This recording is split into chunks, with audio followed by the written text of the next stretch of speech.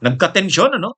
Napanood nyo naman yata, nagkatensyon sina Paulo Marcoleta at si Congresswoman Beatrix Listro sa hearing ng Justice Committee kahapon, April 14. Siguro napanood nyo yun, ano? Ah, mabuti na lang itong si Congresswoman Beatrix Listro, hindi naman ito pikon at saka hindi rin nagtataas ng boses, ha? Kumbaga ang ugali ni Congresswoman Beatrix Listro kahanga-hanga eh. Assertive siya, ina-assert niya kung ano yung rules, kung ano yung patakaran, kung ano yung procedure, pero hindi naman siya yung hindi naman siya yung tipong nagtataas ng boses, nakikipagsigawan, hindi. Kahit nga nakukulitan na rin siya kasi paulit-ulit, napakasimpleng bagay, hindi makuha. Katulad nito ni Paulo Marcoleta, pero matyaga pa rin si Congresswoman Beatrix Listro sa pagpaliwanag. Kinukol niya pa rin yung atensyon, pinapaliwanagan. Ha? Kaya lang, ito kasing si Paulo Marcoleta, makulit din ito eh. Makulit. Ha? Pero ang maganda rin dito kay Paulo Marcoleta, hindi rin tumataas ng boses. Ha? Hindi tumataas ang boses. Kaya lang makulit talaga. Sinasabihan na ni Congresswoman Beatrix Listro na hindi nga pwede. Hindi nga pwede. Bawal nga ang probing questions. Clarificatory questions lang. Kasi clarificatory hearing lang naman yun. Ay, ang ini-insist ni Paulo Marcoleta, yung binabasa niyang mahaba, basahin niya yon. Oh. Pag may sinabi siya dun sa binasa niya, na nakikita na ni Congresswoman Beatrix Listro na palayo na doon sa rule. Anong rule yon? Na hindi pwede ang mga probing questions. Kinakailangan clarificatory lang. Oh. Wala eh. May nakaprepare kasing babasahin si Madriaga, binigay yata yun sa kanya kung sino man ang gumawa nun. Oh. Ang problema, kapag may binabasang part doon na medyo nakikita ni Congresswoman Beatrix Listro, probing questions na, nagbubusisi na. Katulad nun, kini-question ang kredibilidad ni Madriaga. Hindi pwede yun. Hindi pwede yun. Hindi, yun eh. Kaya lang, ini-insist ni Marcoleta na karapatan niya daw yun. Sinabi na ngang hindi pwede. Unang-una, hindi naman siya member ng Justice Committee. Nandun nga lang siya. Pinagbibigyan na nga lang siya. Kaya lang, ang kulit niya eh. Talagang gusto niyang i-insist yung binabasa niya. Pero sinabihan na siya ni Congresswoman Beatrix Listro, naunawaan mo ba ang sinasabi? Ha?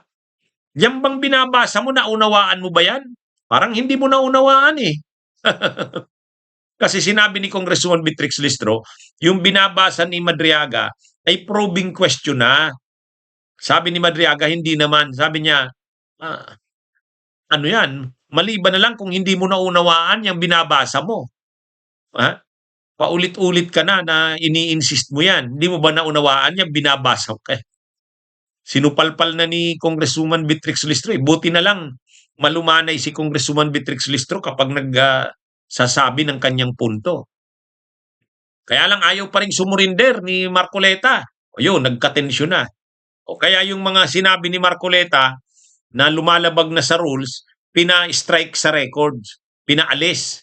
Sabi ni Marcoleta, wala na yatang matitira diyan sa mga sinabi ko. Wala eh. Maano rin kasi siya eh. Masyadong makulit.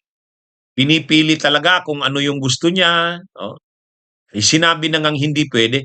Kahit nga yung ibang mga kongresista na pro-impeachment, iniisa-isa rin ni Congresswoman Beatrix Listro na paalalahanan.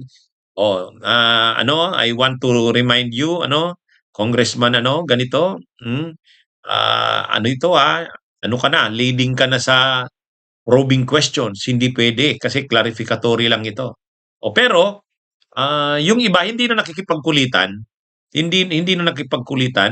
pag kinukol na ni Congresswoman Beatrix Listro, tumitigil na. Si Marcoleta hindi. Ini-insist talaga na patapusin daw siya. Sabi niya, total siya lang naman daw ang sulusulong ano doon. Siya lang naman daw ang nag-iisang kontra sa impeachment doon, oppositor. Pagbigyan na lang daw siya. Sabi naman ni Congresswoman Beatrix Listro, hindi naman pwede. Hindi naman pwede. Kasi hindi naman political na ano yun na tinitingnan niya ang mga tao based sa kulay o ano sa politika. Kahit sino pa man, o nga naman, nakita naman natin kay Beatrix Listro yun eh.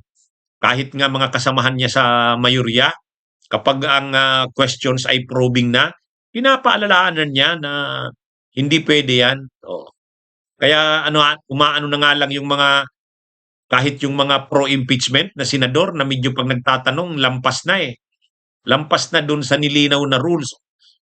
Inaano na, kinukol out na ni Congresswoman Beatrix Listro. Pero ano na naman, sumusunod naman.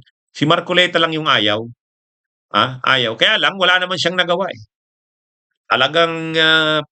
Talagang pinasunod ni Congresswoman Listro yung ano, kung ano yung rules, yan yung rules. Kasi ayaw niyang lumabas na nagiging ng mini trial. Yun yung ini-issue ng mga pro Duterte eh, na unconstitutional na daw ang Justice Committee kasi ano daw, mini trial na ang ginagawa. O di yun, pinasiguro ni Congresswoman Listro na hindi yun mini trial. Kasi hindi naman probing questions o hindi naman nagbubusisi. Talagang kung ano lang yung nasa ano, sinumpang salaysay, yun lang yung pinag-uusapan. Clarificatory lang. Ayan, kaya maayos, at least maayos na ano, yung naging flow dahil sa magaling na paghandle ni Congresswoman Beatrix Listro.